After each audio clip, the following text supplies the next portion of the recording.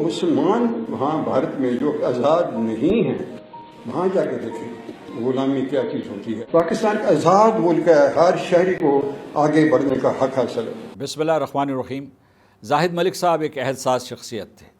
انہوں نے اپنی شخصیت کی چھاپ نہ صرف صحافت کے میدان میں چھوڑی ہے بلکہ ان کی زندگی کا ہر لمحہ پاکستان کی سلامتی اور عظمت کے لیے وقف تھا، اور وہ نظریہ پاکستان کے ایک قداور محافظ تھے. زاہد ملک صاحب جموں کشمیر کے لوگوں کے حق خود ارادیت کی مضبوط آواز تھے. آخری سانس تک وہ کشمیریوں کی آزادی کے لیے جدوجہد کرتے رہے. اس سلسلے میں بالخصوص انہوں نے ذرائع ابلاغ کی قیادت کی. جب ان کا انتقال ہوا تو اس وقت مقبوضہ جموں کشمیر میں برہان مظفر وانی کی شہادت کے بعد بھارتی ظلم و ستم اپنے عروج پر تھا. اس صورتحال سے نمٹنے کے لیے وہ ایک جامع حکمت عملی ترتیب دے رہے تھے. زاہد ملک صاحب یقیناً ایک انقلابی شخصیت تھے، اور انہوں نے اپنی تمام تر صلاحیتیں پاکستان کو ایک مضبوط اور خوشحال ریاست بنانے کے لیے استعمال کی. یہی نہیں، وہ قرآن حکیم اور حدیث کے مختلف امور پر گہری نظر اور دسترس رکھتے تھے. پاکستان اور چین کے تعلقات بڑھانے میں بھی انہوں نے ایک اہم کردار ادا کیا. میرے ان کے ساتھ گہرے مراسم تھے، اور ان کے جانے سے نہ صرف قوم ایک بہت بڑی شخصیت سے محروم ہوئی ہے بلکہ مجھے بھی ہمیشہ گہرا رنج و الم رہتا ہے. لیکن مجھے بہت خوشی ہے کہ آج زاہد ملک صاحب کے ہونہار بیٹے فیصل زاہد ملک اور گوہر زاہد ملک نہ صرف اپنے والد محترم کا عکس ہیں بلکہ ان کے مشن کو جاری رکھے ہوئے ہیں.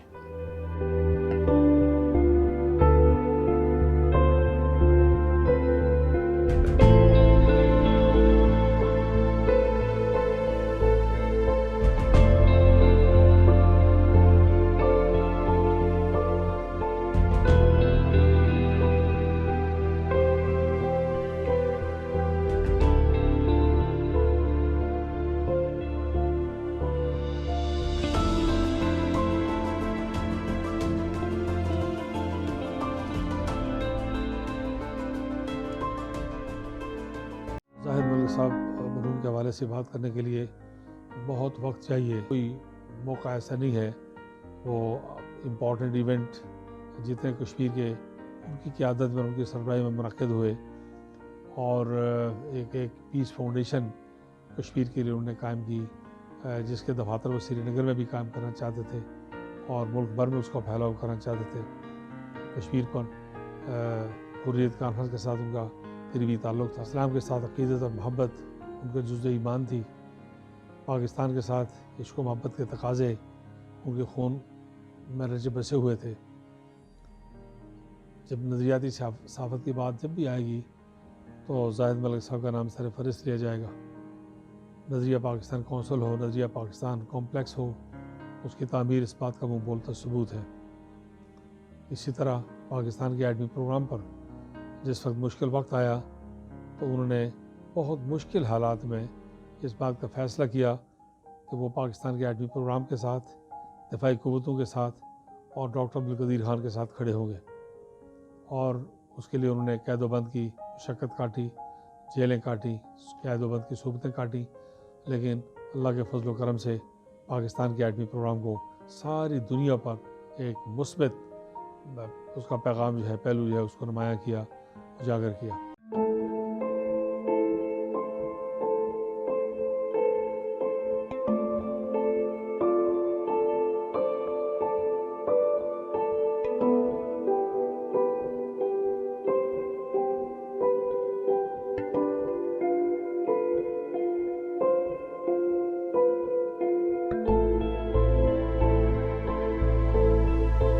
مرحوم زاہد ملک صاحب ستارے امتیاز اور پاکستانی صحافت میں اعلیٰ مقام رکھنے والے، مسئلہ کشمیر کو ہر سطح پر اجاگر کرنے پر اور مقبوضہ کشمیر میں بھارتی مظالم بے نقاب کرنے پر all parties Hurriyat conference in کو زبردست خراج عقیدت پیش کرتی ہے. دنیا کے ایوانوں تک ہماری آواز پہنچانے میں روزنامہ پاکستان آبزرور کا کلیدی کردار رہا ہے. I would like to express my gratefulness and thankfulness to the entire team of Pakistan Observer newspaper, which is one of the oldest and most prestigious English newspapers of Pakistan, and we hold a very fond memory going back to the time of late Zahid Malik Saab, who was a dear friend of my late father, Professor Dr. M. Hussain Malik, and their tireless efforts for promoting the just cause of the plight of people of Indian occupied Jammu and Kashmir and raising a voice for them at every level, be it through conferences, seminars, be it through exhibitions, be it through their newspaper. They have an entire section, a paper for devoted for the people of Kashmir who are oppressed and need a voice. So I think it's a very good endeavor, and I hope other newspapers follow this and publish separate papers on Kashmir as well. And secondly, I would like to thank his family, and especially to Mr. Faisal and to Mr. Kauhar for keeping up the good works of your late great father, and keep it up. Hats off to the entire team. Thank you.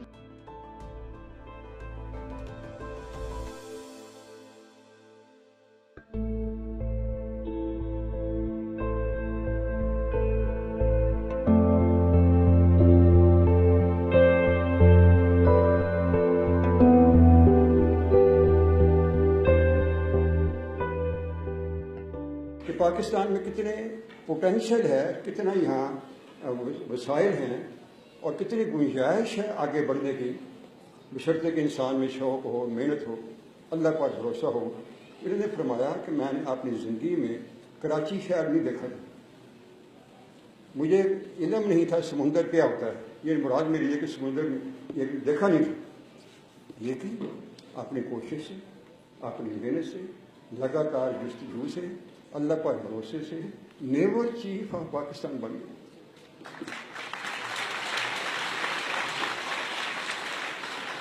تو یہ پاکستان ہے، میں عرض کر رہا ہوں پاکستان کے اندر کوئی چھوت چھات، کوئی اونچ نیچ طبقہ نہیں ہے۔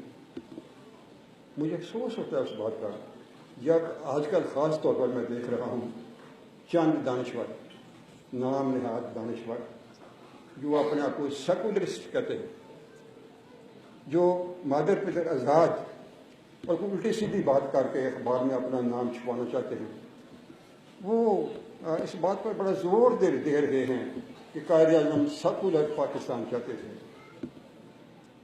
اس طرح کی باتیں وہ کر رہے ہیں اور ان کو کوئی روکنے والا نہیں۔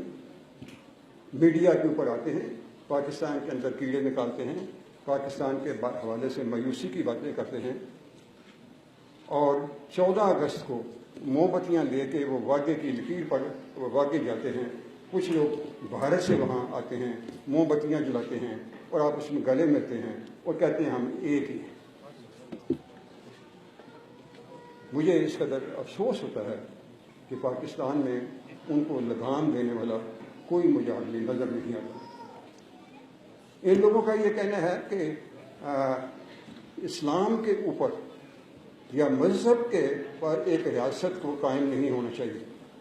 مذہب جو ہے اس کا تعلق ریاست سے نہیں ہے، یا ریاست کا تعلق مذہب سے نہیں ہے۔ میں ان سے پوچھنا چاہتا ہوں، اسرائیل چھوڑیں، اسرائیل کا سب کو پتہ ہے ایک مذہب کے نام پر ریاست وجود میں آئی۔ کیا ویٹیکن سٹی جو ہے وہ کرسچنس کا گڑھ نہیں ہے، کرسچنس کی اینٹی نہیں ہے؟ کیا آپ نے دیکھا نہیں 2002 میں انڈونیشیا میں ایک کرسچن اسٹیٹ قائم کر دی گئی، ایسٹ ٹیمور، 2002 میں انڈونیشیا کو کاٹ کے مذہب کے نام پر، دین کے نام کے اوپر ایک ریاست قائم کر دی گئی۔ کیا آپ نے دیکھا نہیں ہے 2011 میں سوڈان کے 2 ٹکڑے کر دیے گئے، ایک کرسچن سوڈان، ایک مسلمان سوڈان۔ کیا یہ دین کے نام کے اوپر ریاستیں مارز وجود میں نہیں آ رہی؟ کیا آپ نہیں دیکھ رہے کہ میانمار میں، جسے برما کہتے تھے، وہاں جو بدھسٹ ہے مسلمانوں کی ایتھنک کلینزنگ کر رہے ہیں، مسلمانوں کا بتدریج خاتمہ کر رہے ہیں تاکہ ایک بدھسٹ اسٹیٹ مارز وجود میں آ سکے۔ لیکن جب پاکستان کی بات ہوتی ہے، پاکستان اسلامی ریاست ہے، وہ کہتے ہیں جناب یہ تو اس کا عمل دخل ہونا نہیں چاہیے۔ تو میں تفصیل میں نہیں جاتا، میں یہ عرض کرنا چاہتا ہوں